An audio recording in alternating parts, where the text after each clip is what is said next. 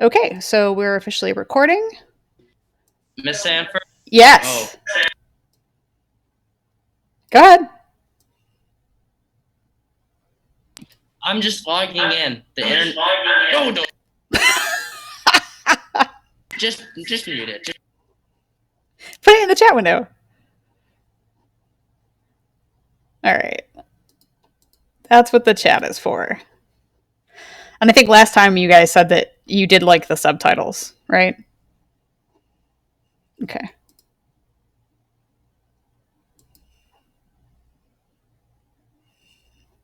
Alrighty.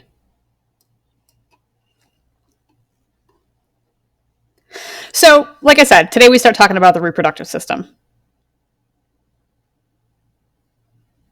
So, the reproductive system in humans is responsible for the creation of offspring and passing on genetic information.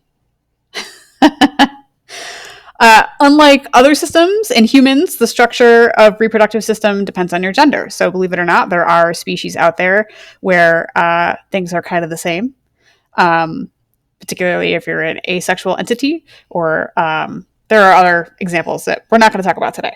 Everybody knows, for the most part, we're talking about male and female. Now, we're not going to be talking about identity today. That's a little bit different. We're going to be talking simply about the anatomy and physiology.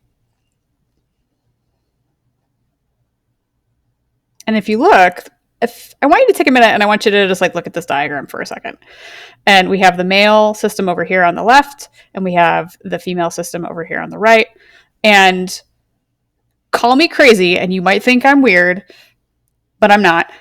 In reality, these two systems start from the same undifferentiated tissue system. So they start off the same, and then they change, right? So we have testes down here. Testes are lowered in males. Well, if you just bring those up into a Y shape, you can kind of see that these two systems are analogous to each other. So they have the same structures, but they are modified to perform different functions, right? So your testes would be analogous to your ovaries, right? Bring these up. You have a general same shape of system here, and we'll talk more about those similarities as we go along today.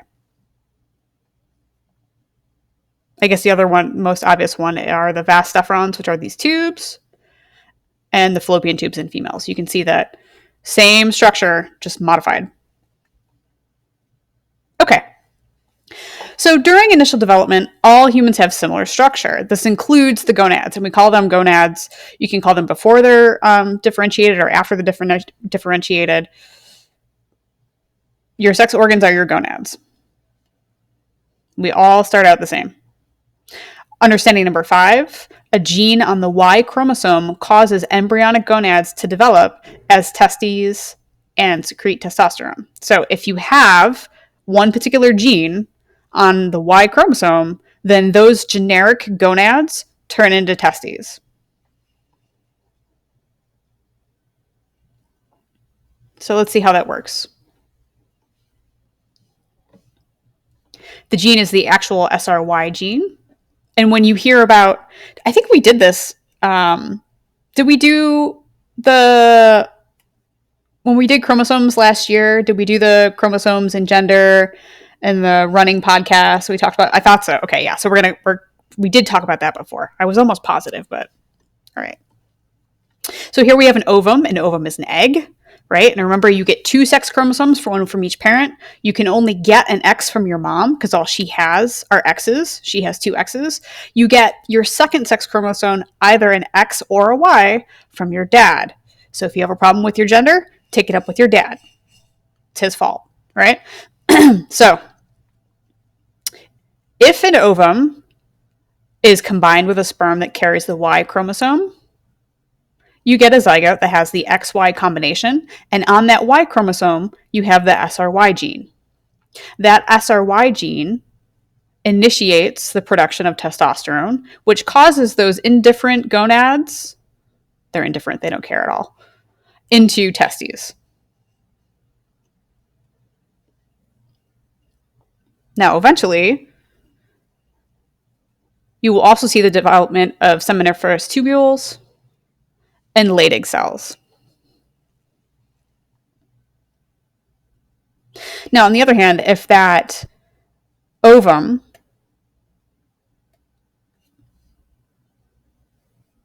is met by a sperm with an X chromosome, then you have a zygote with two X's.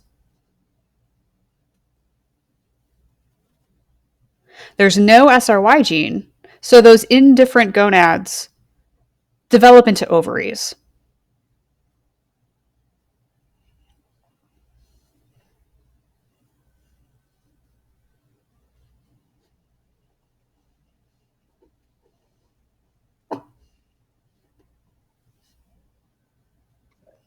Miss Sandra, does Yeah. this have anything to do with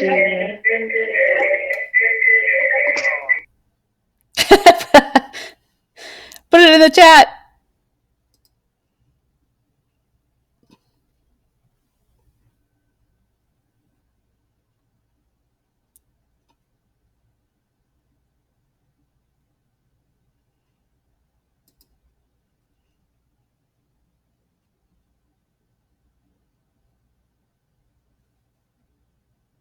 We're going to wait. Okay, here comes Shade's question. So does this correlate to certain couples having like all girls or all boys? So that is entirely dependent on dad, right? So it's a race amongst dad's sperm to get to the eggs because mom can only give X's, right? So there have been studies that have shown that Y chromosomes with or sperm with Y chromosomes tend to swim a little bit faster than sperm with X chromosomes, but they have lower survivability. So boy sperm or Y sperm swim faster but don't survive as much, whereas the X sperm are better survivors, but they swim a little bit slower. So on average, it's still a 50-50 shot. But you could, I guess, I don't see why you couldn't have, if you have a man and there's something in the development of his sperm that makes the X chromosome carrying sperm less effective, that could be why you see repeated the same gender over and over and over again. I don't know of any specific conditions off the top of my head, but I don't see why that couldn't be an issue. So let's see. What else? What other questions? Max says female sperm are like A wings and male sperm are like X wings. What's a wing? It's from Star Wars. Okay. Let's keep going.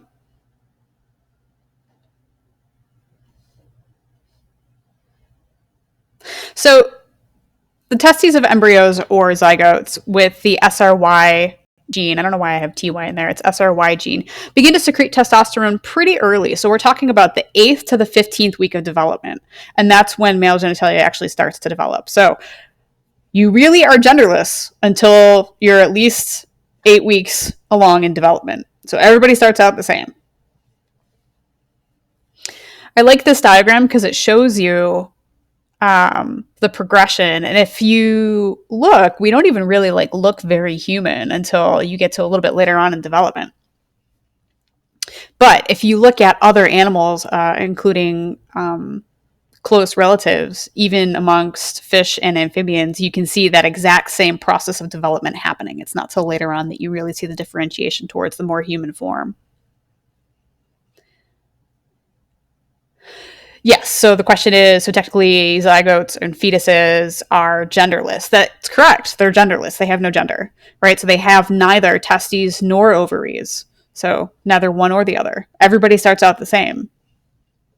In fact, if you're a male and that SRY gene is missing from your X chromosome, guess what? No testosterone development, no testes. So even though you are an XY person, you present as female because you don't have that SRY gene. So that's why society's slow at moving away from the chromosome definition of gender. But in reality, it's not just the presence of the chromosome. There are more factors at play.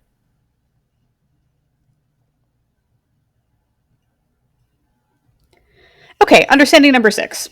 Testosterone causes prenatal development of male genitalia and both sperm production and the development of secondary sexual characteristics during puberty, otherwise known as a glow up, right? So during puberty, your body goes through changes, yeah? Most of you have started that process, right? Contrary to popular belief, you actually won't end that process until much later. So a lot of these characteristics continue to develop through your teens and into your early 20s. Common secondary sexual characteristics in men: the enlargement of the penis, growth of pubic hair, lowering of the voice, broadening of the chest, growth of facial and body hair, increased sexual urges, right?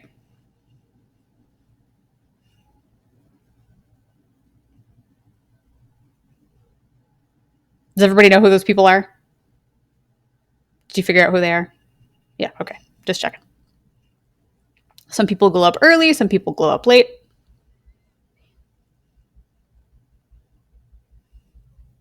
Yep, that's Drake. And it's Neville from Harry Potter, too. Do you believe that? It's crazy. Okay. So, gonads of embryos that do not possess the SRY gene. Now, notice, I didn't say that have two X chromosomes. That is not what I said. What I said is gonads of embryos that do not have the SRY gene, regardless of what chromosomes they have, develop into ovaries.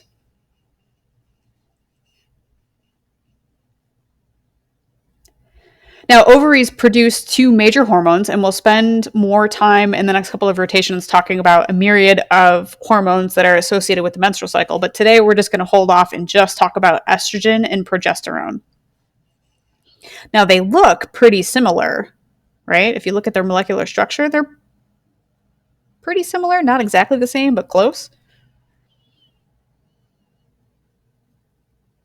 And these are the hormones that are responsible for the development of female secondary sexual characteristics during puberty.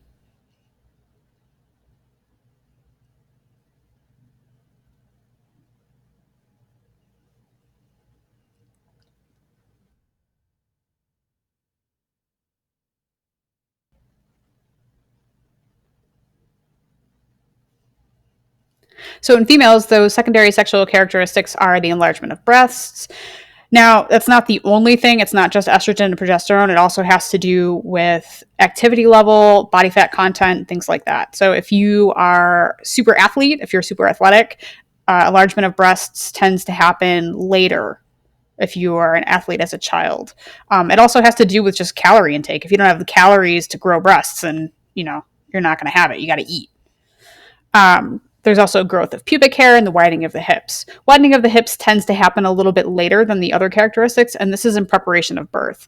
And it makes sense that your hips are going to get a little bit wider because, you got to fit like a baby out through that cervical canal. So you need those hips to do that.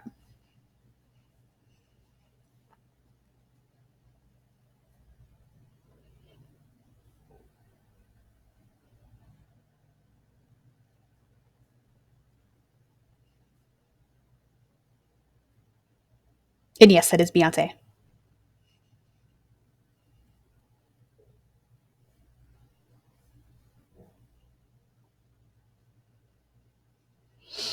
I think that's Reese Witherspoon. I could be wrong about that.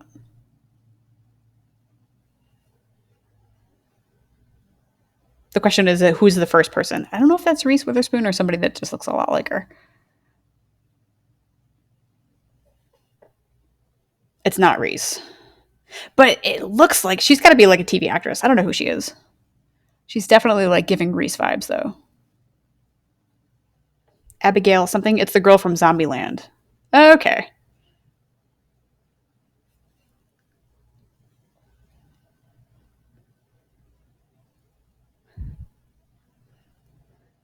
There's an epic conversation in the chat right now about various crushes. Oh, Abigail Breslin. That's who's up front or up top. Okay. All right, let's continue.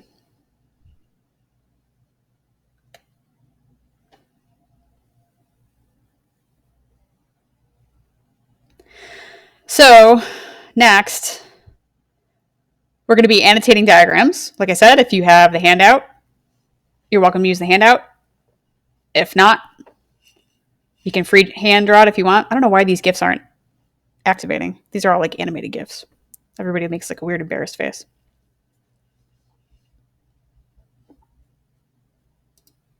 There we go.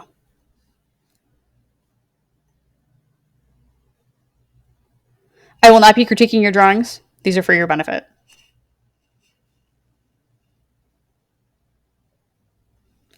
Okay, we're going to start with the male reproductive system. Now, on your handout that you have, it looks a little bit different. We're looking at the side view. We're going to look at a couple of different views in the slideshow, just to cover all the different parts and pieces.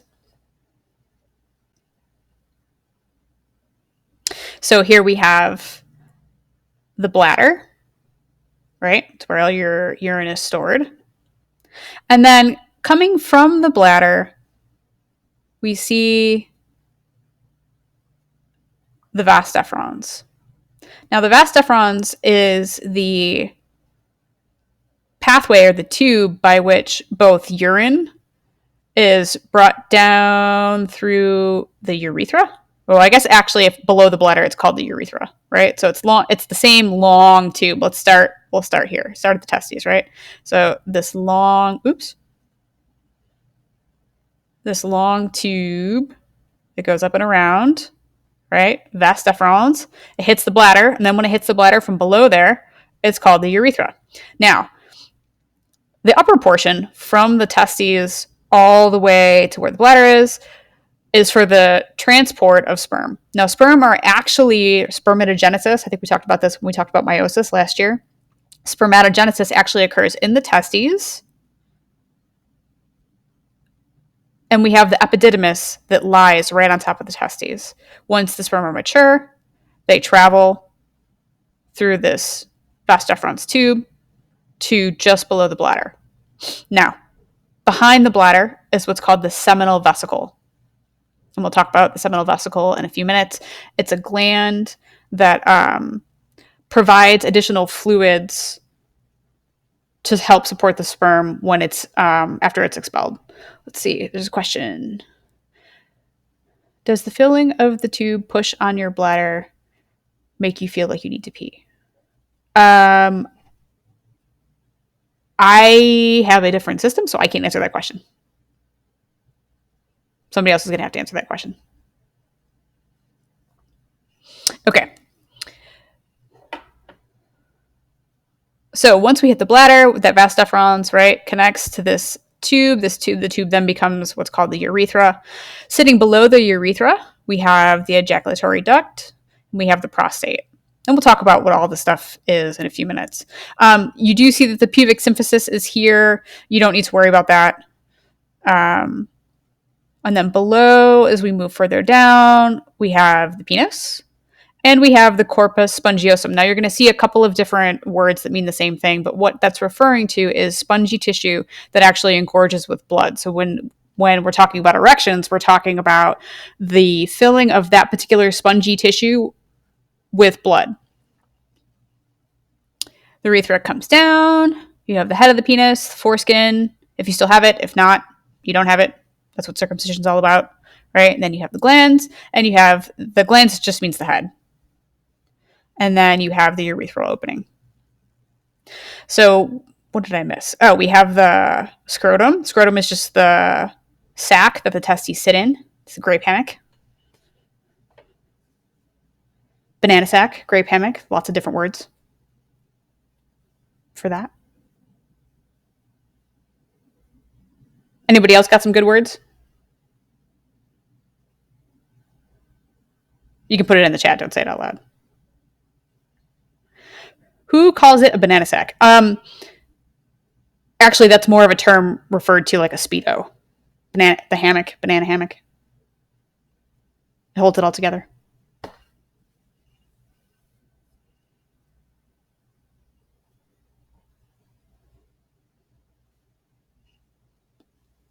FYI, you are allowed to laugh today as much as you want.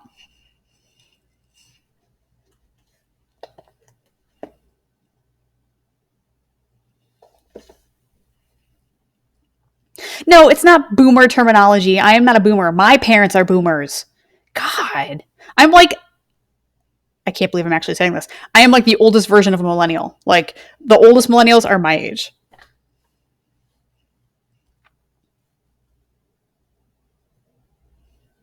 Is that any better?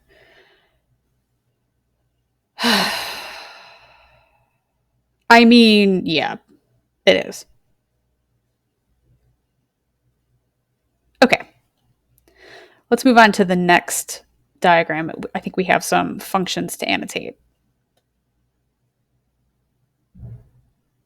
Okay, so penis function, it's the copulatory organ. As far as copulatory organs go, they're pretty plain compared to other species. You want to see some weird ones? There is a vast array of different shapes in the animal kingdom. It's kind of ridiculous. Like ducks, their penises are actually like a corkscrew shape. Like, I don't know how that evolved. Apparently, it's got like a function, but oof, it's weird. You have some that have spikes. Like you can't. That's why you can't like remove cats if they're going at it. You can't like pull them apart because it's like spiked. Ugh. I don't know. Nature is weird. So the urethra, we talked about that. That's the duct through which semen and urine are carried out of the body. Now, it's important to... Oh, somebody went and Googled that fact about ducks because they didn't believe me and they saw stuff they didn't want to know. Okay, another question. Do boys have separate holes for semen and urine? And I did not have to say that out loud. Well, I did say it out loud because other people might have the same question. I didn't say who asked it. So, no, boys have one place where both semen and urine come out, right? Girls have two. We'll talk about girls. Girls have a total of 3 different holes, right? We have 3. Boys only have 2. So, for guys, your semen and your urine are coming out through the same orifice. Now, that's why it's really important to make sure that you're carrying out proper hygiene. So, for guys, the urethral opening, it goes in up into the bladder, which is a sealed cavity within the body. And you also have the transfer, you have the connection through the vas deferens between the bladder and the testicles, right? So that's basically like a highway. So if you get something like a urinary tract infection, right, you got to make sure that you're taking care of that because that infection can travel up through the urethra into the bladder and can also travel up through the vas deferens and into the testes. And you don't want that. So practicing hygiene is really important, right? And this goes for girls too. After copulation, make sure you go pee. It just flushes any bacteria that may have gotten up in there for both girls and boys out. It's the number one way to prevent infections or urinary tract infections in both males and females. And when I say like get up and pee right away, I don't mean like an hour from afterwards. I mean like get up, go to the bathroom. Urine is sterile and it will flush that bacteria out so that you don't get an infection.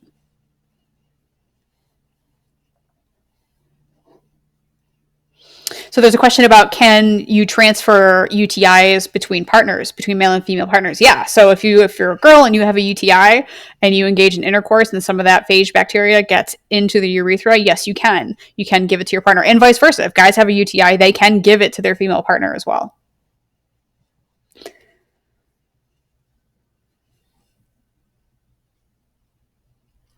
Okay, so we talked about the urethra, bladder, that's where your urine is collected, right? And then the scrotum, that's just the sac of skin and muscle that contains testes. And it's actually kind of neat. The muscles in your scrotum actually help, and guys, you know this, but girls may not know this. So they actually can like raise and lower the level of the testes, and that's to control temperature. So the reason that testes hang outside of the body is temperature control, because sperm need in order for sperm to mature properly and maintain and be viable, they need temperature to be a little bit lower than human body temperature. Now, human body temperature has evolved over millennia to combat fungal infections, right? So the temperature at which we keep our body, which is actually lowering, the average is coming down a little bit over the past couple hundred years. It's about 98.6. They're saying now about 97 degrees.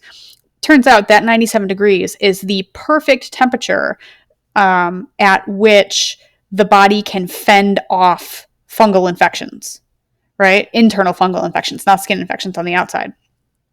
So the testes hang outside of the body because they need a little bit cooler than that. Now, those muscles can contract and actually pull the testes closer up to the body if they're really cold to maintain that temperature. So the hotter it is, the lower they hang. The colder it is, the higher up they go.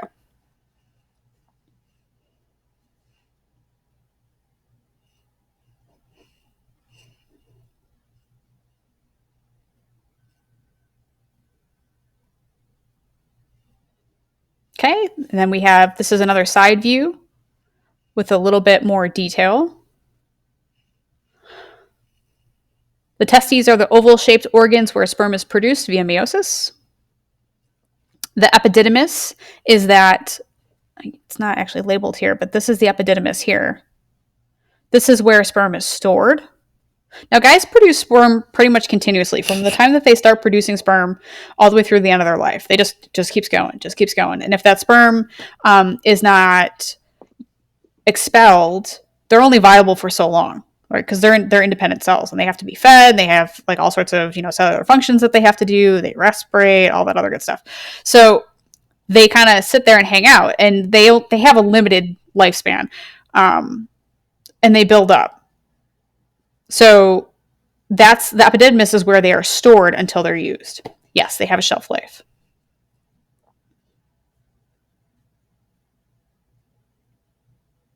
The seminal vesicle, that is the gland that sits behind the bladder. I think it's right here, right? Seminal vesicle. And that is responsible for providing a fluid medium for help transporting sperm out of the body. Now, that fluid medium contains a couple of different compounds that are important for maintaining the survival of the sperm, namely monosaccharides. So that's energy, right? Because they need energy. So when sperm are ejaculated and into a vaginal canal, they have to swim. Like, they have a long way to go. So for context, right? If you're thinking about the size of your body and you're thinking about the size of one cell, your body is an entire galaxy, right? And sperm have to swim from that opening, from the actual vaginal opening, up through the cervix, through the uterus, through the fallopian tubes, almost all the way to the ovary. So that's like us traveling to Mars. They're going to need some snacks along the way. So there's actually monosaccharides and carbohydrates in that seminal fluid to help sustain them along the way. Now, the vaginal chemistry is a little bit different. It's actually basic. It has a basic pH, and seminal fluid tends to be a little bit acidic to help neutralize some of that basic pH so that the sperm don't denature. Remember, we talked about how different pH conditions can modify proteins, right? You can denature. So that acidity in the seminal fluid helps combat some of that basic pH to help maintain and prevent the denaturing of the proteins that actually build the structural components of the sperm. So somebody's asking about how does it work against gravity? The vagina is like a vacuum. Okay, so first things first, vagina is not so much like a vacuum. And once we talk about human or female anatomy, it'll make a little bit more sense. But it's not like a long hallway with an open space. So it's kind of pretty close together, and the entire internal system is lined. It's a mucus lined system, right? So it's like in your mouth is not dry, right? So there's mucus in there that serves as transporting fluid. And they're tiny, they're cells, so they're swimming through that fluid. And there's actually fluid up in the fallopian tubes. So like the inside of your system is not dry, it's all wet, and it's swimming through that lymphatic and interstitial fluid. It is against gravity though, but that's why they have a tail, right? They swim, they like. So let's see, other questions. How much trust goes into something like birth control? When we talk about, it's probably going to be next rotation or Friday. So either Wednesday or Friday, we'll spend probably the whole day talking about hormonal control and how birth control works. And if you have like questions about how different kinds work, we'll talk about that then. The long and short of it is chemical birth control, so medical birth control, if used properly, is like 99.9% effective. It's mistakes in usage that cause failures most of the time. So we'll talk more about that next rotation. And then next question, where did the hot tub pregnancy myth come from? Or is it real? Yeah, there was a Glee episode. Okay, okay. Chances of, this is going to sound so awkward. Everybody's got their headphones on, right? Just like nod, yes, headphones, right? Okay, so if there is seminal fluid anywhere near the vagina, right?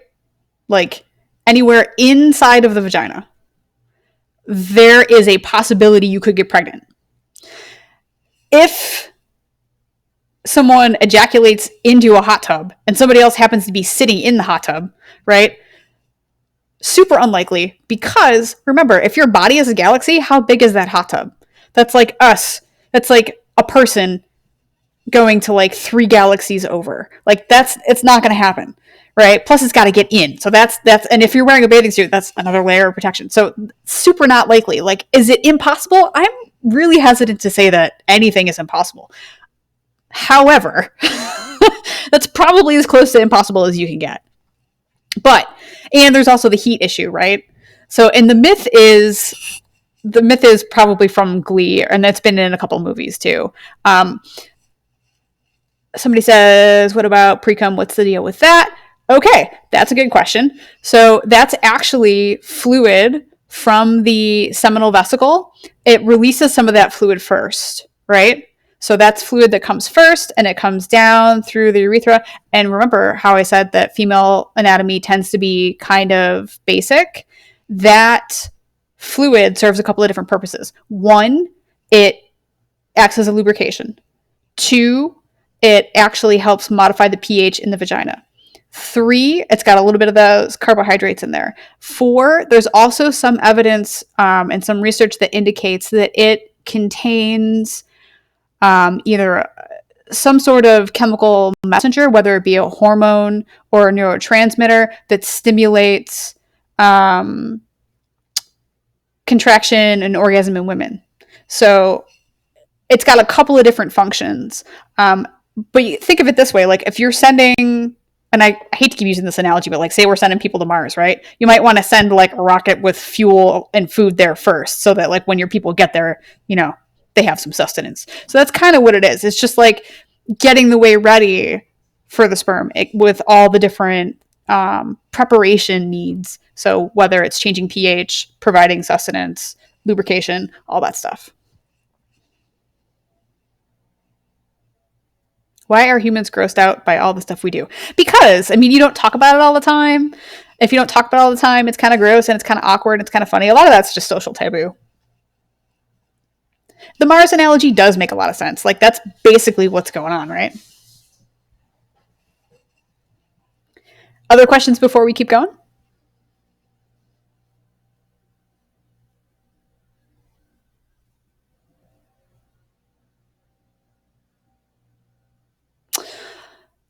So the question is, why is copulation in humans enjoyable? Well, let's rephrase. If you know what you're doing, it can be enjoyable. If you don't know what you're doing, not so much fun.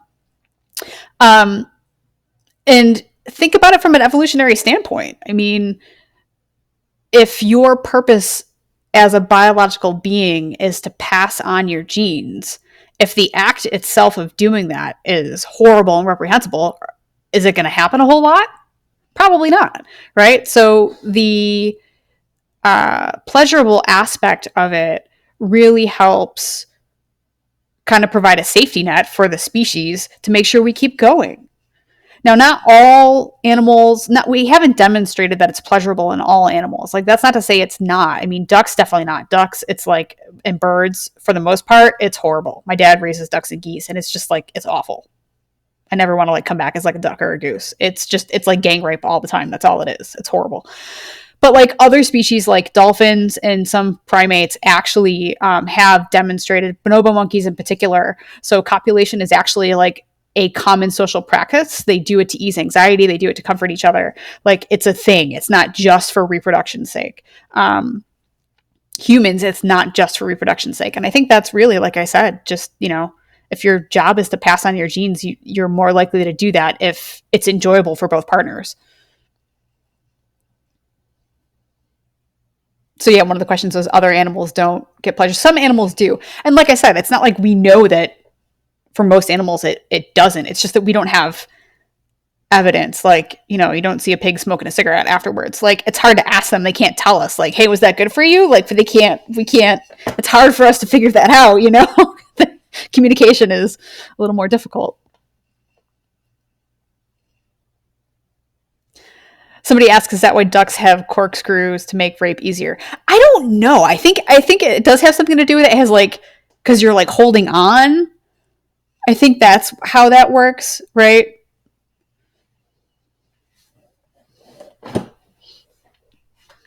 Okay. Let's keep going. We got to make sure we get through at least half of this today. But I encourage you to ask questions, because if you have them, like, now is the time to ask them. You guys don't, as far as I know, get very good sex education. Like, when I went to school, we had an entire course in 6th grade and then again in high school that we had to take, right? And it was very explicit and it was very detailed. So we understood how, like, everything worked. And you guys don't get, like, any of that stuff. So, and it's, it's funny because Hillsborough County has one of the highest adolescent or teenage STD rates in the country. And it's because we don't have good sex education. So Florida legally has to teach abstinence. Yeah, there's not much to teach there. It's don't do it and you won't get pregnant. But that's not all there is to it. There's all sorts of things. Like, STDs can be communicated through other methods than just vaginal sex. Like, there's a ton of other stuff, and you should get to know yourself and know your body too. Like, how are you supposed to know how your body works if nobody tells you? That's kind of, anyways, let's keep going. Okay, so here we have that diagram again, and you can see the similarities. And I have this here because we're going to switch from male to female. But really take a look at this and see if you can find analogous structures. So we talked about testes and ovaries, right? How they're analogous. When we're talking about when a zygote has undifferentiated gonads, that's what we're talking about. 2 little marbles, right? And what are those marbles going to become? They're either going to become testes or they're going to become ovaries. We have the vas deferens in males, which is similar to the fallopian tubes in females. They both carry, so in men, they're carrying sperm from the testes to the bladder, and in women, you have the connection. The fallopian tubes are the connection between the ovaries and the uterus. Even if you look at the shape, so if you look at the shape of the penis and then you look at the shape of the cervix and the vagina, they're kind of the same thing, but inside out. So when you talk about surgeries, so trans going from male to female, oftentimes really what the doctors do is they split the penis, they turn it inside out and create a cavern for it to go inside. And by, like, turning it inside out, ta-da, vagina. Like, they're the same thing, they're just formed differently, right?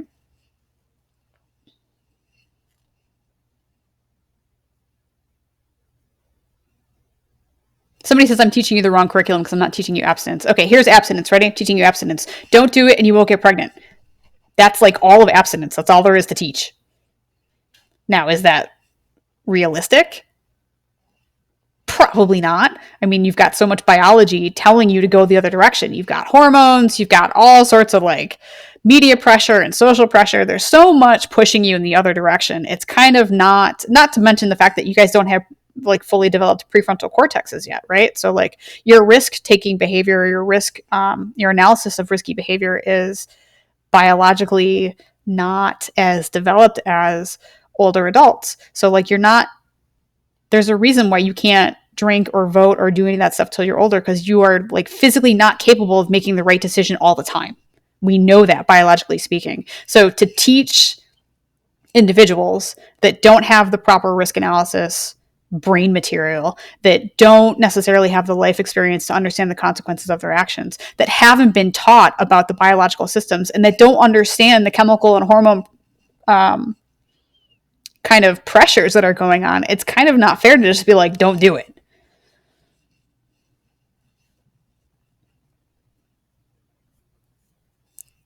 Okay, so let's move on to female anatomy. So guys, you're kind of simple and uncomplicated. Girls, it's a little different, but that's because the job of the female reproductive system is a little bit different. It's not just providing one component, it's providing your own component, accepting the second component, and then actually carrying the child through gestation and delivery. So the jobs are a little bit longer, the job description's a little bit broader, so it's a little more complicated.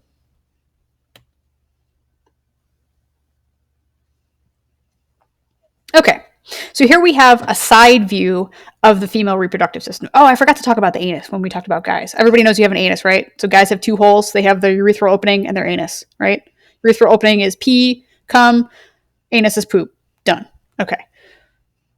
Female reproductive system. We have 3 holes, right? So there's the first hole up front, which is the urethra, and you'll see the urethra. Sorry, my screen keeps dipping out. I can see half of it, but so I can't see where my mouse is. So here's the bladder, right? The urethra is, you can see in women, it's like really short. Your urethra is like 2 inches long. So distance from bladder to opening, 2 inches. So if you get a urinary tract infection, it's pretty painful and it happens pretty quick. So if you're noticing some urethral discomfort and you notice like lowered abdominal discomfort the next day, make sure you're going to a doctor, because UTIs, if they get out of control, can travel up into your kidneys and actually damage your kidneys.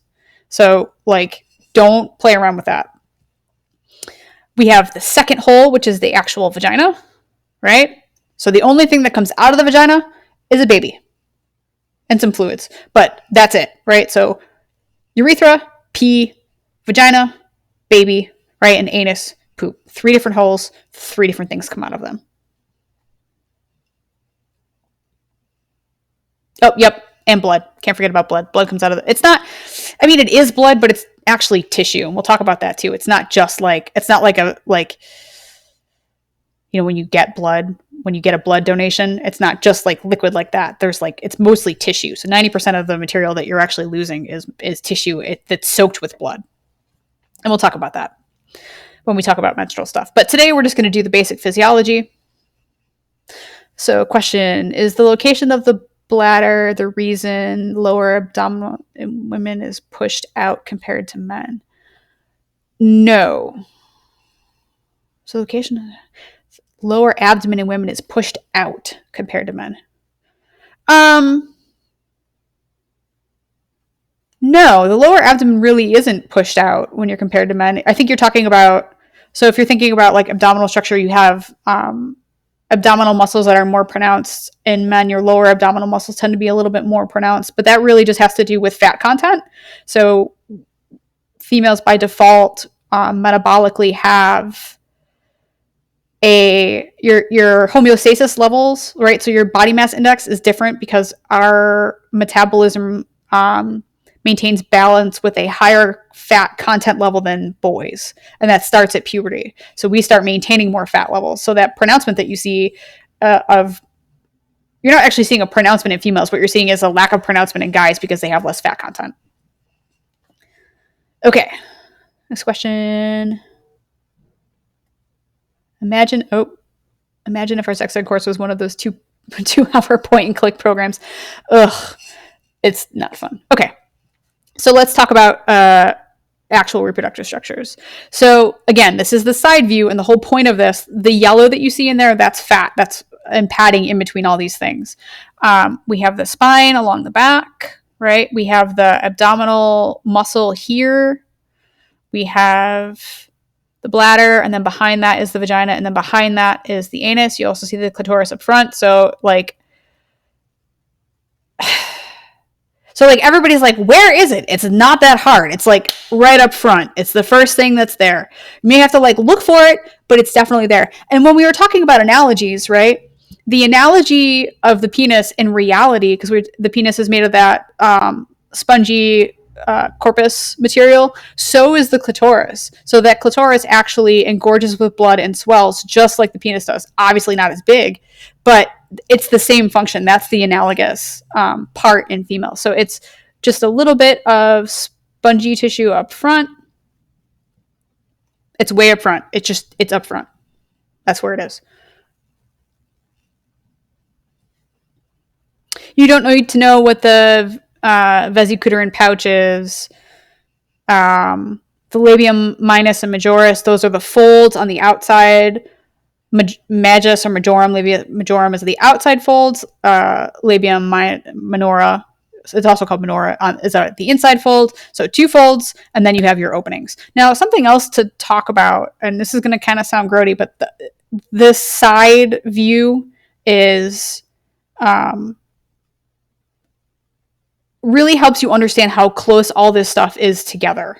So when we're talking about hygiene, I know I keep saying this, but when we're talking about hygiene, like the space between the vagina and the anus, again, like we're talking 2 inches, right? So like, be careful with where you're putting things, because it's the bacteria, it's fecal coliform bacteria and phage bacteria that tend to hang out towards the anus, in the anus, and in on the scrotum. Phage bacteria and fecal coliform bacteria that cause infection. It happens. I mean, just be careful. As soon as you're done having sex, get up and go pee. It flushes in girls, it's really important because there's a lot of friction that happens, right? And you're swapping all sorts of like fluids, and there's bacteria in those fluids. So if even just a couple of those bacteria get up in the urethra, you want to take care of that. Okay, I'm going to like hop off that horse now because I've said it 800,000 times, but I like kid you not. I have known girls that have like consistent UTIs, and eventually you're going to start doing permanent damage to your kidneys, and that affects your quality of life. Like then you're talking about going on dialysis in your 50s and 60s because you didn't pee after sex. Like that's easily avoidable. Okay.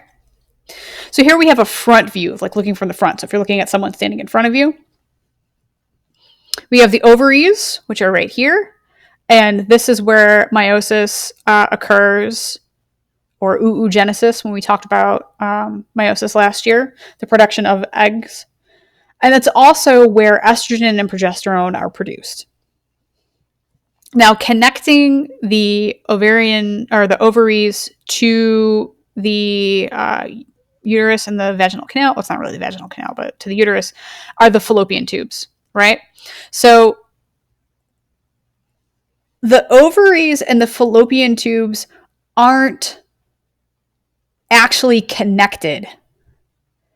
It's kind of like the ovary is the pitcher, and the fallopian tube has these things called fimbriae.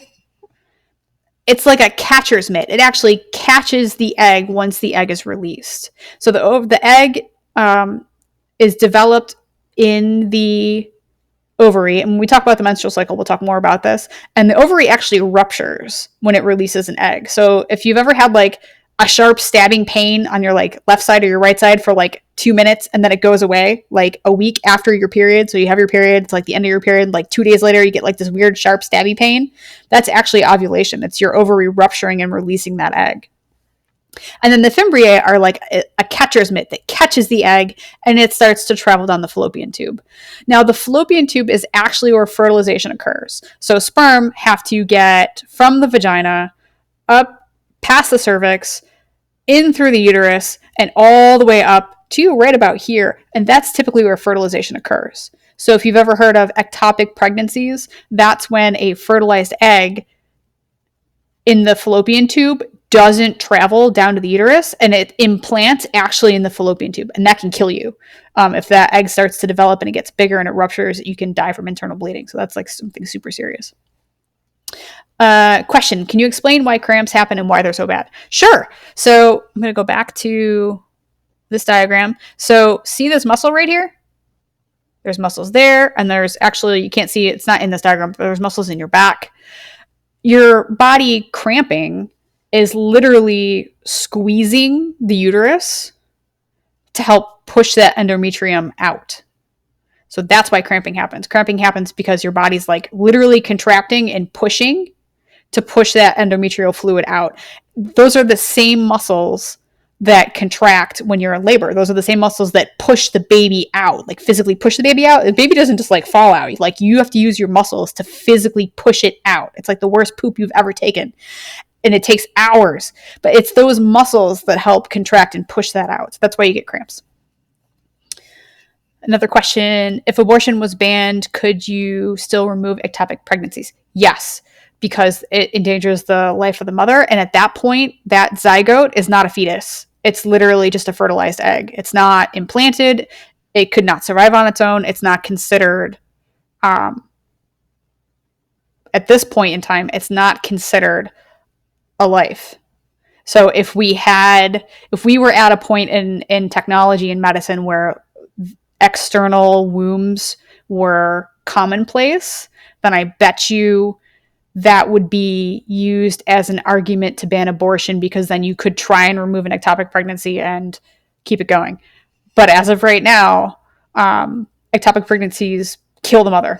So no, it's considered a life-saving procedure. And it's not considered a zygote. It's not considered a fetus yet. It's just a zygote. So another question, how do certain pills such as Plan B work? When we talk about birth control, when we talk about the menstrual cycle, because that's all connected, we'll talk about that next rotation. Okay, so other things, the endometrium, that's the lining inside the uterus. The uterus is the space. The uterus is the pocket, right? The endometrium is the lining, and that's what you shed every month when you have a period. Now you'll see at the bottom of the uterus, there's like a little V-neck lip here, and that's the cervix. The cervix is responsible for closing the connection between the vagina and the uterus. So when the reason the baby doesn't fall out is because of the cervix. The cervix is like, it's like a narrow neck in the vase. It holds everything up on top of it. Also, something to remember, just like your mouth is an orifice that connects to the outside of your body, right? Your mouth, we talked about the alimentary canal when we talked about digestion, right? We talked about the alimentary canal from your mouth down through your esophagus, stomach, intestines, anus, and out. That's an entry into your body, but it's kind of a closed tube that goes from top to bottom. Now there's ways for things to absorb into your body from that tube, but it's not like there's holes in that tube, right? The vagina and the uterus and the fallopian tubes are really, it's really a one-way entry into your body that just kind of opens up into your body cavity. So again, when we're talking about diseases, if you have some sort of infection, this is why when on the packaging, it tells you to change your tampon every few hours, because if you develop an infection because of, and all that is just built up of bacteria on the tampon as a medium, if that infection starts traveling up and it gets into the uterus, right? This space between the fimbriae and the ovaries, that opens up into just your body cavity. That's just like the inside of your abdomen. There's nothing that prevents anything from moving into all the space in your abdomen. It's an open connection. So you really have to maintain good hygiene in terms of keeping your health, right? Because you actually have a one-way door into your body cavity that guys don't have. And there's nothing stopping, once infection gets up in there, there's nothing stopping it. Like your immune system will attack the infection, but there's no like roadblock. There's no tissue wall. There's no physical barrier to prevent stuff in the uterus and in the fallopian tubes from coming back out into the open body cavity. So just be hygienic. So question is, so babies just chill in the uterus to grow? Yep, that's where they grow. And we'll talk about a little bit more about that in a little bit. So this yellow thing here that you're seeing, this is the ligament that connects the ovaries to the rest of the uterus. Now, there's nothing that travels back and forth across that ligament. It's literally just to hold the ovaries in place so they don't get like jostled around too much. And then, of course, at the bottom, we actually have the vagina. So the vagina is just the canal from the opening to the cervix. And this is kind of an extended view, but the vagina is actually really not that long. Like, it's not like a huge long tube. Like, your uterus isn't up here. It's pretty low. So the actual like length of the vagina itself is only a couple inches. It's not like super long.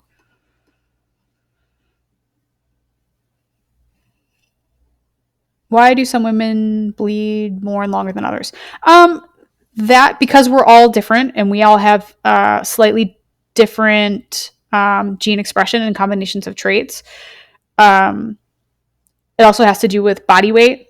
If you are not maintaining enough body fat, you tend to not have, your body will not, you won't have a period at all. Some people have really horrible periods. Some people have periods that are not so bad. It's all based on family traits and, regular gene expression. It's the same reason why some people grow tall and some people don't. So the uterus is the reproductive organ where embryos develop. And we'll talk a little bit more about that. That's where they actually implant and the mother grows the placenta. The placenta is an organ that actually handles the exchange of materials between mom and baby. It's the only temporary organ that humans grow, and only women grow it. So it's like a temporary organism that's meant for pregnancy only, and then after pregnancy, you shed it. That's what the afterbirth is. It separates during the birth process, and you expel it, and it's gone. And I don't know why people eat it. It's gross. They just do. If a mother does drugs during pregnancy because they share nutrients with the fetus, does the fetus get high for the drugs as well? Or do they just develop a dependency like the mother? They definitely develop a dependency. So they do become addicted in the same way. So anything that's going to affect those neurotransmitters and you become dependent on any kind of addictive substance, yeah, the baby will too. Does the fetus get high? I don't really know how to answer that because number one, a fetus doesn't really have good context to like understand what high is. So we're not even exactly sure when consciousness begins in babies. I don't know. We don't know. And then we talked about the cervix. The cervix is just the lower part of the uterus that projects into the vagina, and it's considered the narrowing. So when you hear about women dilating, so like when they're in labor and they're talking about dilating, they're talking about how big is the opening of that cervix. So right now, when you're not dilated, that cervix remains pretty much. Actually, I'll do it this way. So I don't know if you guys can see. Can you see me or no? You just see the projector, right? Can you see if I like gesticulate, can you see me or no? We can see you. Okay. So if I mimic a vagina, right, my elbows would be like where the ovaries are and my hands would be the vagina. The vagina actually would be underneath my hands. So if my hands would be the cervix. So normally your cervix is closed like this, right? When you go into labor, your cervix starts to open like this. And when we talked about feedback cycles, we talked about the baby's head pushing on top of the cervix, and that stimulates oxytocin, which causes your muscle to contract, which causes the baby's head to push down even further. So the baby's head pushing down in the cervix is what causes this to open slowly. And so when they say dilation, they're literally talking about the distance between the opening of the cervix, how wide that cervical opening is. So when I had my baby, she was late because she's late for everything. She's like a sloth. And they had to dilate me. So they gave me hormones that helped thin that cervix, right? And by thinning, they mean like thinning the walls this way so that they would open this way a little bit faster. And I was in labor for I started at 6 a.m. and I had a C-section at like 9 p.m. because at a certain point, like I had started dilating like this. And then I started closing back up like this. And when I started closing back up, they're like, oh, we got to do a C-section. But that dilation was because the cervix started closing again.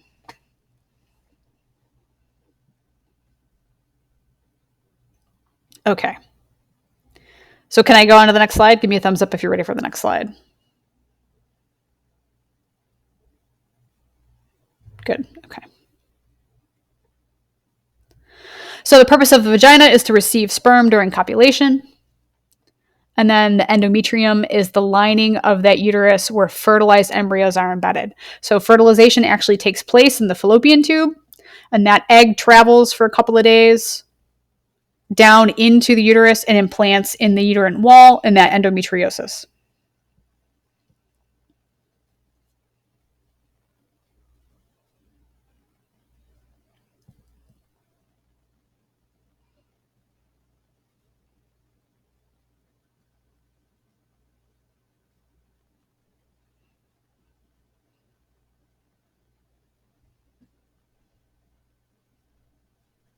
So the baby hangs out and it grows in here.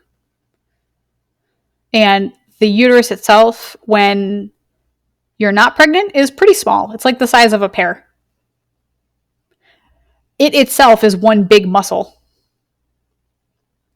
So when you have cramps, not only is it those abdominal muscles and those back muscles that are contracting, but the uterus actually has muscular walls as well. So the cramps are actually that muscle itself squeezing, pushing all that material out.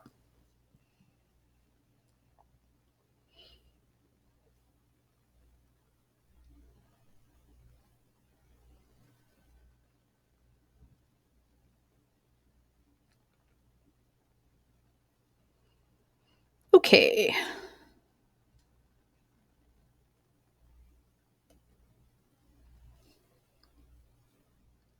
So that doesn't look like a lot of room for a baby, right? It's not. And even like this, like you have other organs that are in here, like your intestines and your stomach and all that stuff. So like where does all that stuff go when you actually have a baby? Well, it's kind of awkward.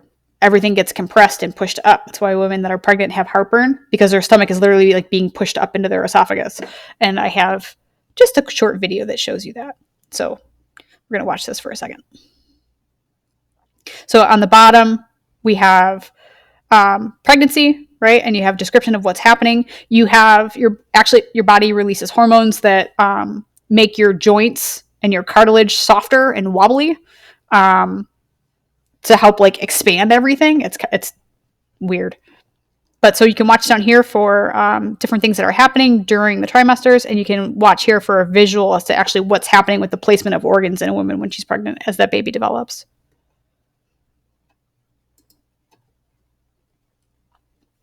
I don't think there's sound.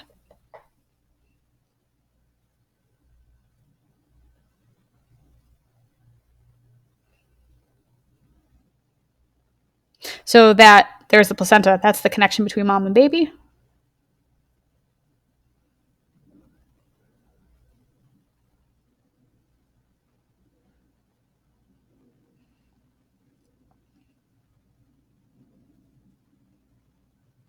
So yeah, everything gets shifted around, everything gets moved. Like literally everything inside your body gets, and like pregnant women are always out of breath because the baby's pushing up against your lungs. So your diaphragm doesn't contract and pull down. Remember we talked about respiration. We talked about how your diaphragm pushes down to inhale air. So it pushes down and your lungs fill up. So if you've got a baby sitting right here, there's nowhere for your diaphragm to go.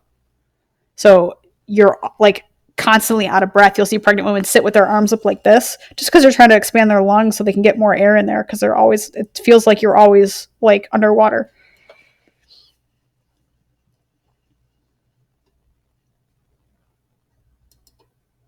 Okay. So now we're going to move on to application number 5, and we're going to talk about William Harvey and some of his not so smart ideas. Some of them were smart, some of them are not. Now this is the same. Let me check on the time. It's 12:03. What time do we go to? Are we done? Are you guys done at like 12:02? Okay, we're going to pause here and we'll continue next rotation. Yay! Bye, guys.